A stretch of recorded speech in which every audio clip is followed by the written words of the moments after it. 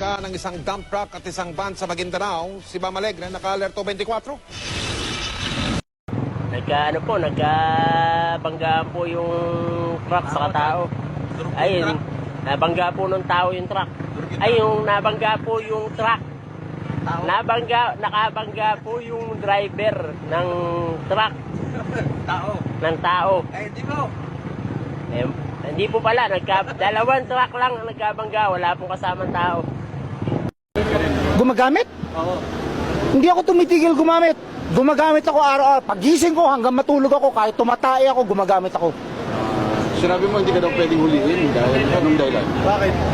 Under the law of God sa Bible, you cannot touch me. I am untouchable. I am Jesus Christ. Sir, ano ba? Lahat kayo, lahat ng kaluluwa nyo akin. Ano yung si Mama Mary? Nanay ko. Depende po yan, sir eh. Hindi ko rin po iba-iba po, sir. Kasi madalas din silang mag-away. Lagi silang nagkukuha ng divorce din. Divorce? Yes, divorce. divorce. Yun na yun. Okay. Then call me. I'm in the way. Pushing the car because our car damage.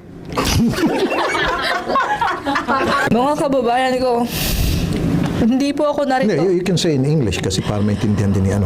All my fellow Filipinos. Now, this is my side. Listen, look, and listen, and learn. Excited ka na bang pumasok? Anong oras dapat nag-schedule mo? 9, So bakit nandito ka na ganyan kaaga? Anong oras ka pumunta dito? 6. 6 o'clock. So anong nararamdaman mo na mag-face-to-face classes na? Wala. Masaya ka ba? Opo. Okay, masaya na. Parang hinalulungkot si ate. How can we accuse one people without a further investigation on side by side? Because in the triangle there are 3 sides, right? And on the 4th side there are 4 sides. How many degrees is the 3 side? How many? 36 degrees. Ngunit ayon sa gwardiya, nagpapalusot lang daw ito. We cannot accuse of one people without sabi. So we can take an square root from the side by side here.